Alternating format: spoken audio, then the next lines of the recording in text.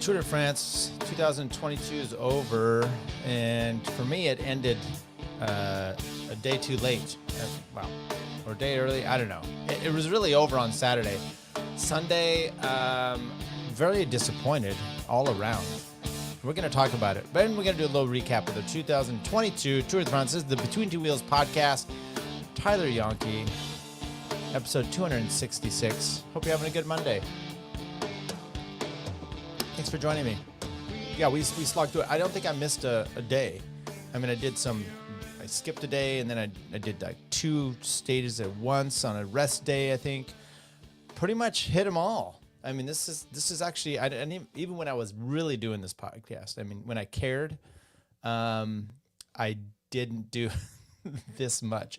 But I just have this, I have the system down now.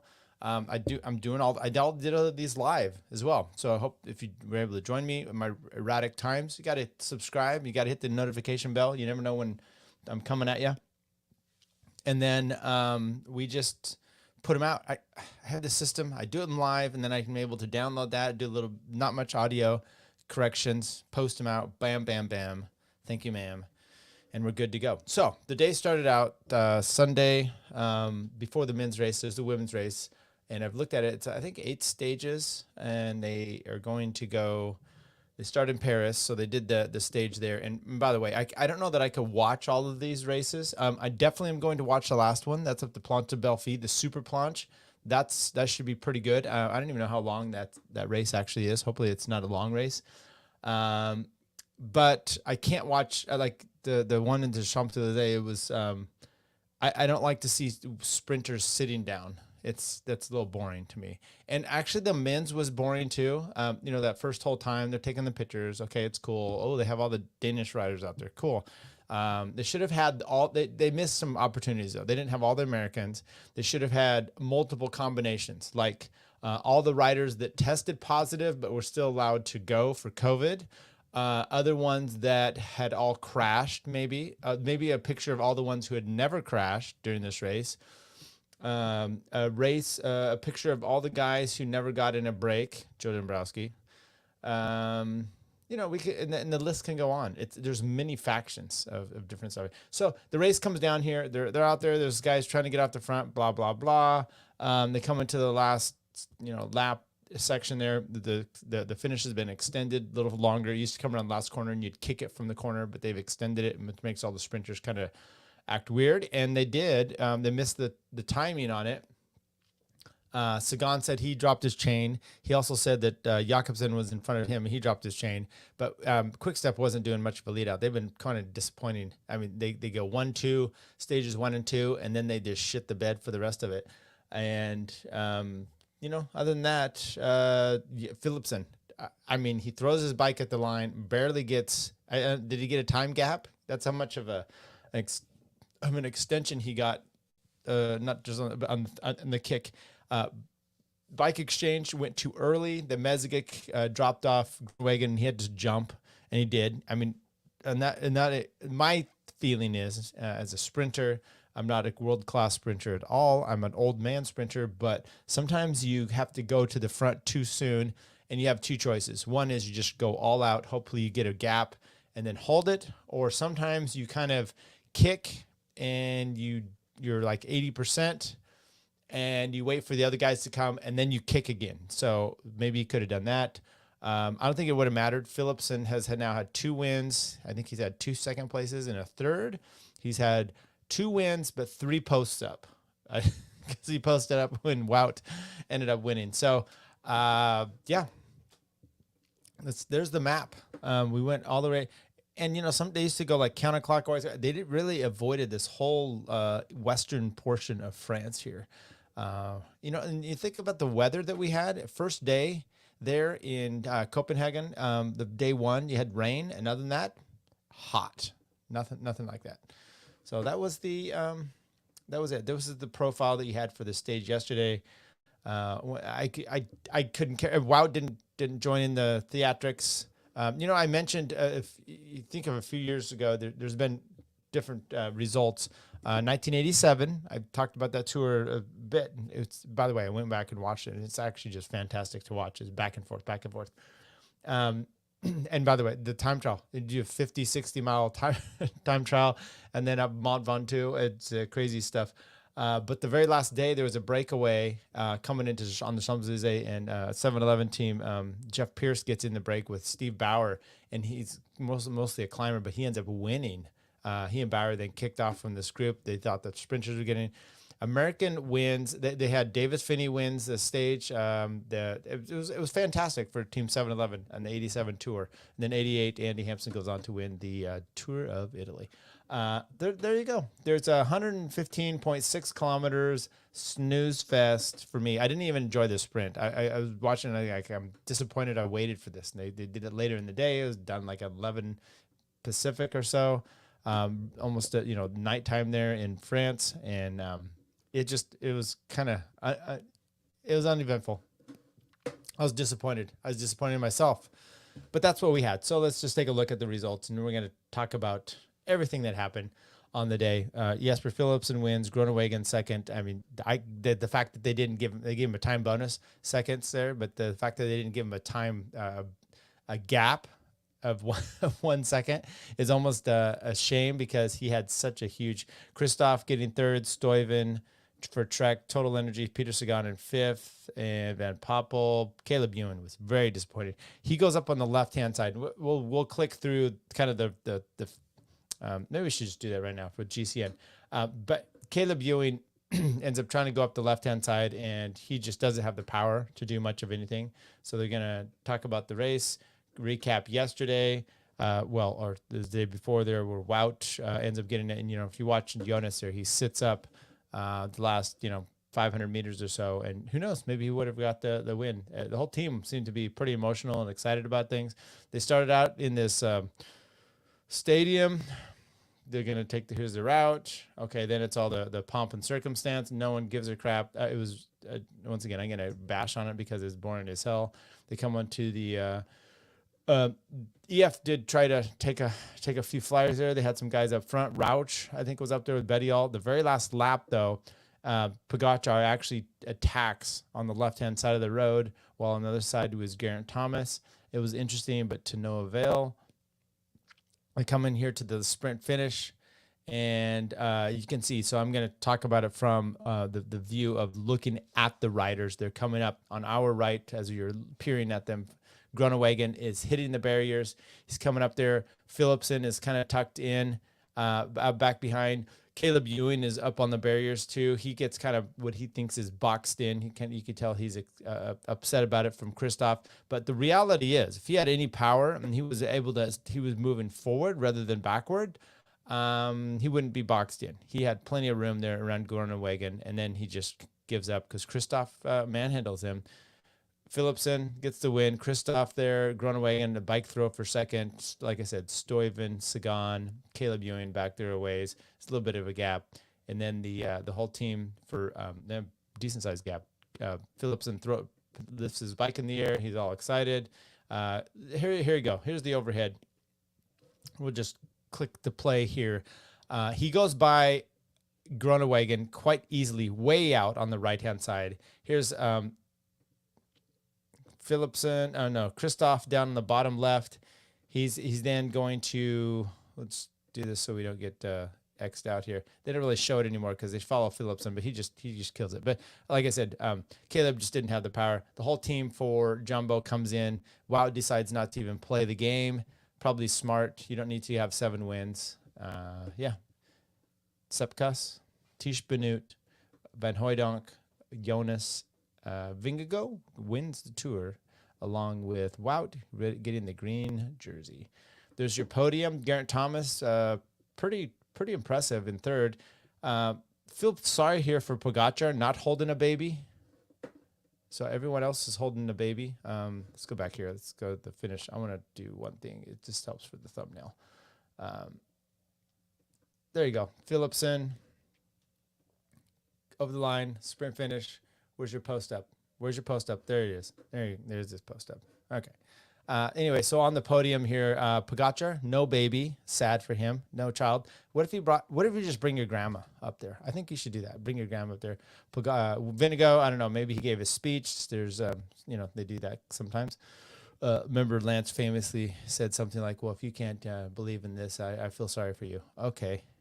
And we're going to talk about that because there was some questions about doping that came in. The climber's jersey goes to Vingegaard. The white goes to Pogacar. The green goes to Wout. Everybody has a baby. If you don't have a baby, I guess you're not cool. Up on the podium. There you go. All right. Let's look at the nations to see how the Americans did yesterday. Not Switzerland, Americans. Jorgensen, he kind of tried there. He was maybe he and Palace were the only ones not trying to get a gap on the time. So they came in 24th and 46th. Sepp Kuss, he came in with his team. McNulty sits up behind Dombrowski. I don't know. What he's doing out there. And Quinn Simmons, he sat up for 152. He did try to help lead out his team. For the overall, Palace gets in the top 20, 13th place. It's really, really good if you think about it. Even though, I mean, it's 45 minutes, but you know that's amazing. Sepp Kuss in 18th place, McNulty. So you had 3 Americans in the top 20. That's out of 6 of them. Matteo Jorgensen gets 21st. So you're really, I mean, you're close to having 4 of the Americans in the top 20. And not all of them were actually going for time. Dombrowski 43rd and Quinn Simmons 67th place, but probably more impressive than Dombrowski definitely, and definitely winning his way. Points, no one cared about that. No one was really playing with that. No one was playing with the youth of the KOM and the team. Okay, there we go. So we'll look at the overall. There we go. Vingegaard, Pogacar, Thomas in third, 1, 2, 3, and the big gap down there. And so there's been a lot of talk about a lot of things. One is this goes here for, I guess it's for years to go.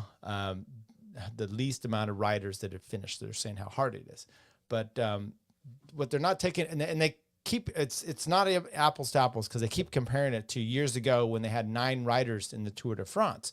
So if you want to do a percentage, we can break it down on percentage, which I'm not going to take the time to do.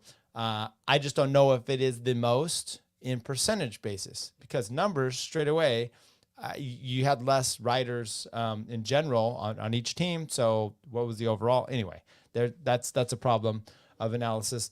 COVID, they want to say how hard the Tour is, and they're saying it because it is the fastest on record, which is kind of amazing. Shorter stages though, so you're able to go harder, instead of doing it for 6-hour race. If you're doing it for 4, it's a little easier to go the higher speeds, obviously. But COVID was part of this, right? What they say, like 40% of the dropouts were due to COVID. Well, okay. So I heard that someplace. I did not check that out. I don't know if that stat's correct. Let's say it is. Well, that's almost half of the people that didn't race were kicked out because of an illness such as the see here as an example. Did Tom Squeens end up finishing because he was, as he said, he was sick. He finished. He was sick as a dog, but he just was lucky enough to not be COVID sick. So therefore, he got to suffer and finish. Who knows? Maybe you could do it with COVID. Maybe not. It just depends on what your symptoms are. So therefore, it's a little disingenuous to talk about such a hard tour and show up due to the people that were dropping out. Okay. What I think I'm going to do here with the tour, I'm going to go stage by stage, and we're just going to talk a little bit about each of them. So stage 1, it's a prologue. It was wet. Steven Bessinger falls twice. He had a really shitty time trial prologue. He had a shitty time trial on stage 20 as well. He just quit. He said it was too dangerous. Didn't have a bottle. Gears went into crash mode. So, but you had Yves Lampert winning it. You had Pogacar looked pretty good. Wout looked pretty good. Geraint Thomas wore his vest, or gilet as they call it, and so that was pretty disappointing for him. But quick stuff: they take their first yellow jersey of the tour, and they take their first stage win. But then they fall out right back up on stage 2. Jakobsen gets the stage win in Denmark once again, but Wout, Yves Lampert helped lead out Jakobsen, so Wout's in there, and he ends up second place, I believe. I think he was second on stage 1 prologue. Stage 1, stage 2, he was second in the sprint. I said prologue, but it's actually stage 1. So he's second in the sprint to Jakobsen, but he took time bonus there, and he took it to the point where he was able to, I believe he took yellow jersey, or did he take it the next day? Yeah, took it that day. So stage 3, Groenewegen actually gets the sprint. Wout's once again second, and does so in the yellow jersey. This is though where shit starts to come alive, and you're like, oh, this is what we're gonna do on the tour. This is how we're gonna race. Stage 4, Wout attacks. Remember, Tish Benoot, Van Hooydonk, all these guys hit the bottom of this climb, like what, 10K or so to go. Wout decimates everybody. I think only Yates and Vingegaard and Pogačar kind of went over the top together, but then he gets rid of them and just keeps going. And he solos to the finish. However, and we'll click through some of these pictures here. That's cute. Yeah, there you go. So it was Yates and Vingegaard, and maybe Pogačar. That's right. He was back further. So, but then these guys couldn't even hold on. And Tish Benoot, like I said, lit it up. And Alaphilippe ends up posting up for second place. It was his first post up of the stage, and it was the first stage win by Jumbo. Finally, stage 5, you come in here. That's the cobbles. Okay, this was the one where EF has a plan. They send up the road. What's his name? Nilson Palace, our very own here for Northern California. He gets in the break with Magnus. He gets in there with Simon Clark. Who else was there? Taco Vanderhorn, and I forget the other guy, but Simon Clark ends up winning on the day. Nilson Palace comes oh so close to getting the yellow jersey. The Bettiol problem that we had, but more importantly, you had big wrecks, excuse me, that caused some problems, which were Roglic went down hard. Caleb Ewan went down hard. Pogačar gets a little bit of a break. Jonas has a flat. They changing bikes. It's the clown car situation in the back. And in the end, Jonas loses like 30-some seconds. Roglic loses like 2.5 minutes, and it looks pretty devastating. And then there's other riders like Menchis and I don't know if Menchis, but Nairo and a few of these other little climbers. They ended up staying up front. So it was an interesting day. I think there's the longest stage of the next one, stage 6, 220 kilometers. Had a little kick at the end. I had some climbs in it, and Pogačar decides that this is the one. That's right. Comes up to the top, and you're like, this is the chance for Nilson Palace to get the yellow jersey. They dump Wout because he decides to take off. He's in this break. The break comes back. They dump him. Now it's great. And it's like this little 2.5, 3 kilometer or so climb up to the finish. McNulty's on the front drilling it, and you're getting Nilson Palace hanging in there. And he would have taken yellow, but for Pogačar deciding he needed to blow some matches, and he takes the sprint and takes it over Michael Matthews. So it was a little devastating for that to go for Nilson Palace. He didn't get his yellow jersey. A little bit of a time gap there, I think, as well. But this is when they passed Wout. So stage 6, bummer. Nilson Palace was also close. I personally said that the Bettiol issue was not as big of a deal on stage 5 as Nilson Palace getting rid of Magnus Cort, who could have helped him in there to the finish and maybe allowed him to stay up with that front group on the sprint rather than losing just enough time, which that would have been maybe more significant than the Bettiol bringing it back.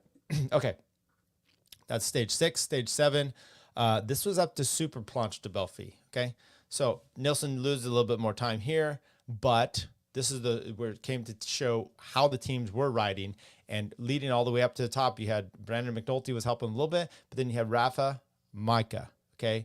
And he comes up until the, 1.5 kilometers to go where they have the old finish line. He does a big arm wave for Pogačar. Up the road, though, is Leonard Kamna, who had been off in the break, and he is holding on. However, Pogačar hits the gas, and then with about 150 or so meters to go in this super steep road, Jonas Vingegaard attacks Pogačar. He's able to not really open up much of a gap at all, but Pogačar ends up going with him and then comes over the top. They pass Kemna. Kemna is just like devastated in a sense, come right over the top of him at the finish line. And it's not much of a bike throw, but it is quite the statement for Pogačar to get the win on Super Planche de Belfi over Vingegaard. And then the remnants, Roglic was still up there close. Geraint Thomas up there close. You still had Kamna. I mean, devastating, but there you go. So that's the Super Planche de Belfi, stage 7. Let's go to stage 8. This is into Lucerne. And there you go. Wout. He decides that he's just going to light it up and he's going to win it. And he gets a stage win. So he gets his second stage win. The Jumbo Visma rider further enhanced his green jersey hopes, no longer in yellow. That's off into Pogacar land. But Michael Matthews gets second place once again. He's like, I got second to Pogacar. Now I got second to Wout. Now, this was a similar finish to the one that Wout when Pogacar won and took the yellow jersey, and there was complaints maybe he should have hung on. Yeah, but he's Wout and he's doing what he's doing, and he's out there getting green points, and he's trying to win. I think the day prior, the few days prior, he was in that break with our buddy Quinn Simmons, and Quinn's like he just rode Quinn off his wheel, and he's like, yeah, this is amazing. Okay, so that was stage 8. Now we're going to stage 9, Port du Soleil. This was our buddy Bob Jungels punches the air after winning stage 9. Yeah, he gets off in a break and does some amazing work and held off the field, held off Pinot, and looked fabulous out there. So good for him. Good for AG2R. They finished with 3 riders, so AG3R, I think is what they call it. He had started the race with COVID and was able to go because his load wasn't that big. That was stage 9. Stage 10 to Megève. This is where EF finally gets their win. Remember, Magnus Kort had been off the front all in Denmark, and he was accumulating the points for the King of the Mountains jersey. Then he gets in a break here. Was this Nick Schultz, and he ended up, Pogacar loses time in the overall classification as breakaway rider. Kamna moves up to second. Yeah, Kamna gets up the road once again. But Magnus Kort does an amazing job here. Bike throw gets the win over, I think it was Nick Schultz of EF. In the young jersey there would be Pidcock. 25 rider breakaway. They gained enough time to see 21st place Leonard Kamna briefly have the virtual Malion. Luis Leon Sanchez led out the sprint, shattered breakaway, snuffed out by Schultz and Kort, who burst clear to contest the stage win. Even gained 100 meters gain. Okay. That was stage 10. Stage 11. Stage 11 is really where everything came to the fore and where you started to really see how it was. This, though, look, when you look at the tour coming off of at the end, and you're looking back, you go, okay, maybe it wasn't as dramatic as it could have been. It's pretty good racing the whole time. And you're like, oh, Jumbo just dominated, kind of like the days of Sky, but they didn't. This was where they played it differently, and they played to different strengths. They may have to change their tactics going forward, but this was where on the Galibier, you had Vingegaard and Roglic just attacking over. It's 60K to the finish, okay, 65, and they're just going 1, 2, counter. But that's where they played into the ego and the whole race strategy of Pogacar. I had said before this tour starts, I'm like, yeah, it's one thing to have a dominant team and to go 1-2, but when that other rider just wants, and he's stronger than both of you, and he just decides to go up the road, it doesn't matter if you're counterattacking each other, he's just going to dump both of you. And that is what Pogacar thought he can do as well. He did. He counterattacked these guys. They kept attacking. He kept going after both of them. That was detrimental. Then on the Galibier, he actually takes off himself over the top with Jonas. They go down, teams regroup, and then Jonas attacks him up the Granon. He loses 2.5. He, being Pogacar, loses 2.5 minutes.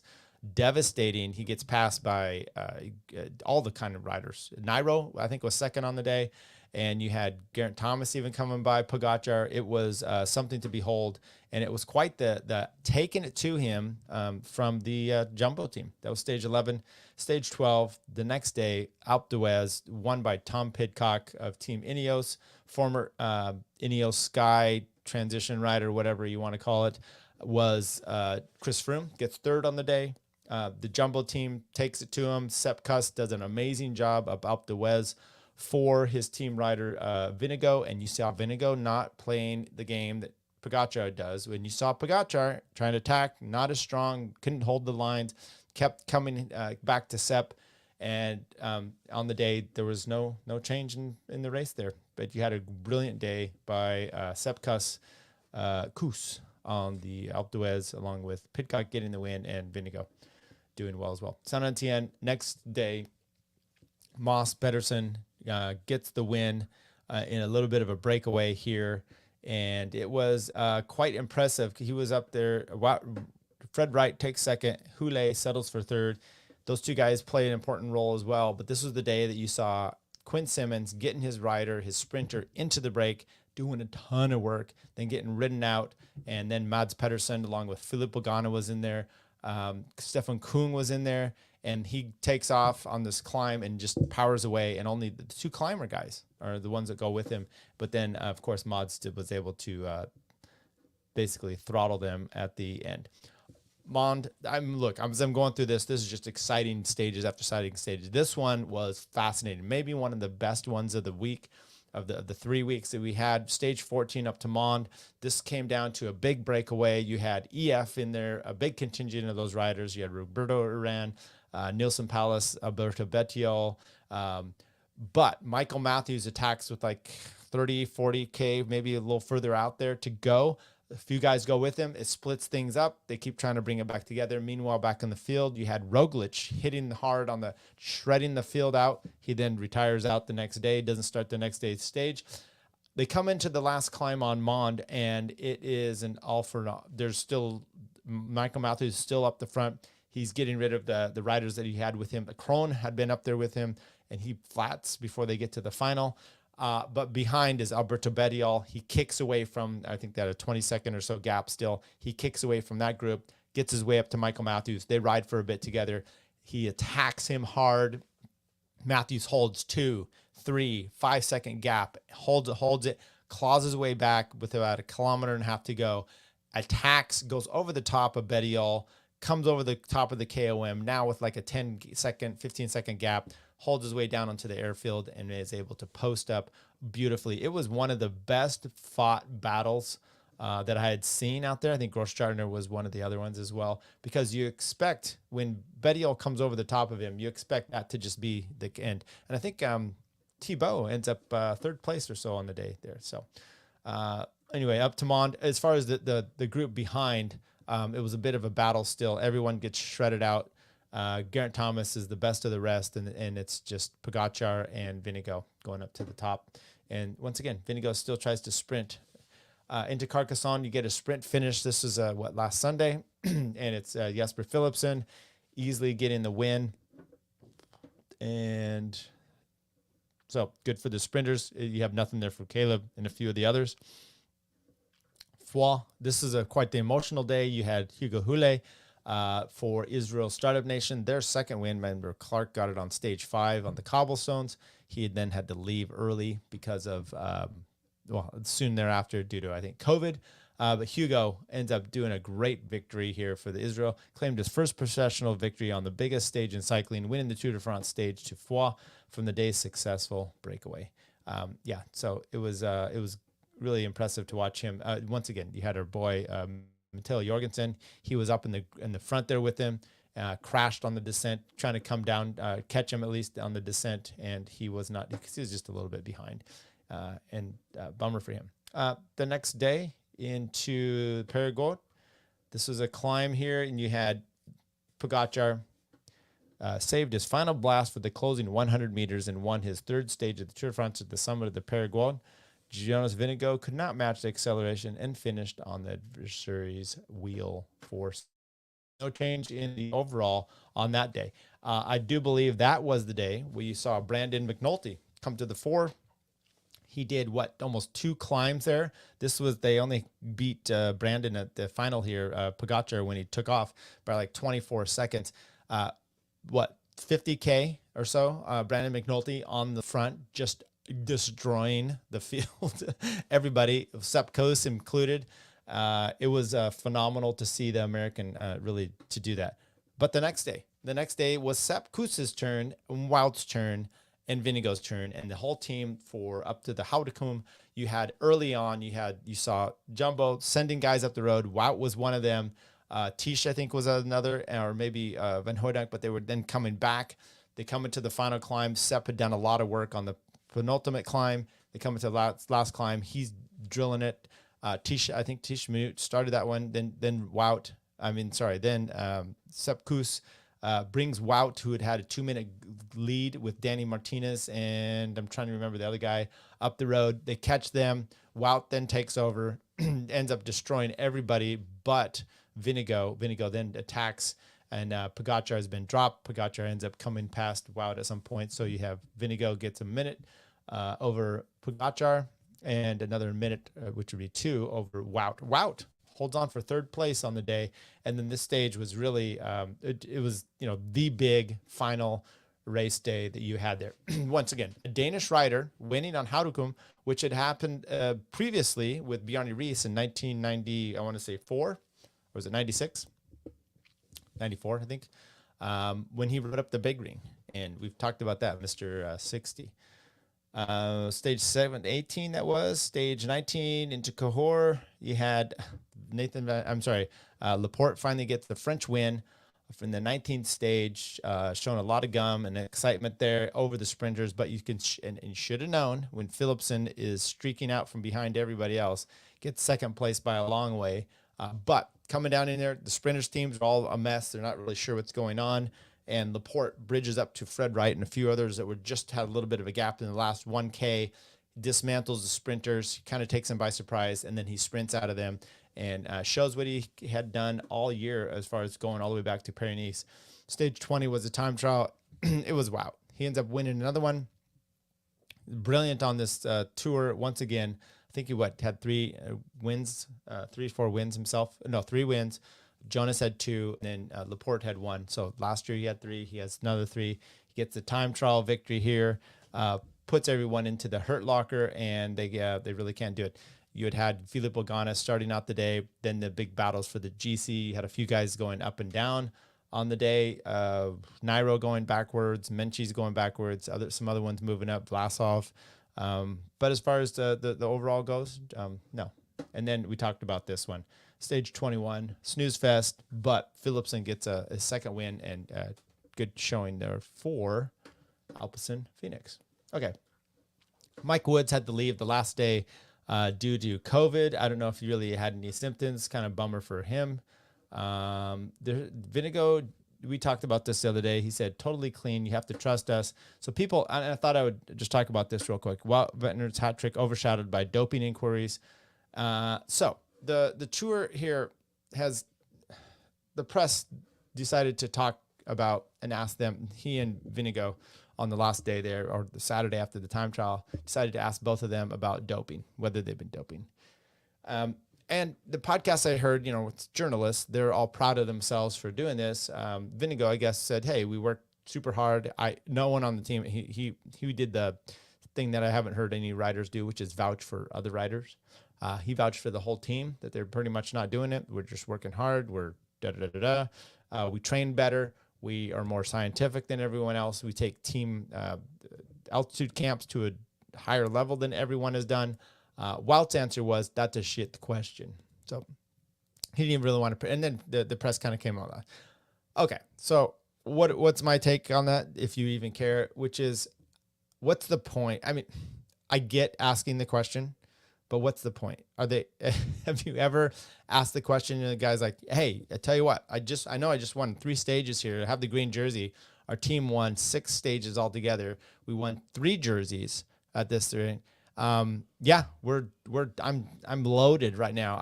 I had a needle in my arm last night, pumped full of stuff. I am just ripped. It's the all drug Olympics and I am soaring. That doesn't happen. So in one sense, even asking the question is stupid, right? Because it is kind of a shit question, because you're not going to get, if he is doping, you're not going to get a straight answer. If he's not doping, you just literally offended him. And then it's brilliant. All the this is also the hypocrisy in the cycling world and the journalism. They all said, which has some points to it. Hey, why doesn't Vingegaard and Pogacar, any of these guys, go talk to some of these managers and people that are on their team, ask them who were legit dopers in the 80s and 90s, or in the 90s and 2000s, that are now working for the team. It's true. But you could even go ask, I've talked about this before, you could go ask Eddie Merckx. He was nailed for, it goes way back. It's not just this last era. It's era after era. Tommy Simpson, he was, why do you think he died going up the Von 2? It's heat? Perhaps amphetamine, something he was taking?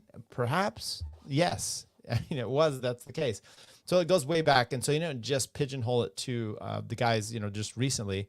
They were just better at it, and they were probably doing it, a little bit more scientific than guys in the past. So once again, journalists do feel, that they have to say these things. They feel self-righteous about saying them or asking these questions. Then they get an answer like that, which they're going to expect. Once again, you're not going to get, I'm doping. So then you get, and so, I mean, maybe the journalists, and I get it though, you feel like you got to do that. So maybe the journalists need to go about it just in a different way, which is just not really, I guess you got to put them on the record, but you could have done that at any point during this race. You could have done it at any point during the year, but you've got to do it at the Tour, because that's where, and so then it makes headlines. Tour de France 2022. I hope you enjoyed it. Maybe I'll check back in on the women's. I don't know. I thought it was a fantastic race. Best part about the race that I feel is climbers. 2 amazing climbers, the best climbers in the race, got 1 and 2. And to me, that is always more exciting, because it's not just even Bernal. Bernal was a great rider, but he loved to just sit on the train and bore me to death with the Sky Ineos way of doing it. And this is different. Pogacar, don't change your ways, Pogacar. Just train harder, attack harder, and we'll love you next year even more than we have before. All right, everybody. Between Two Wheels podcast. Hopefully we'll see you around. Maybe we'll keep doing some podcast stuff. Let me know what you think. Subscribe, like, share the show. Take care.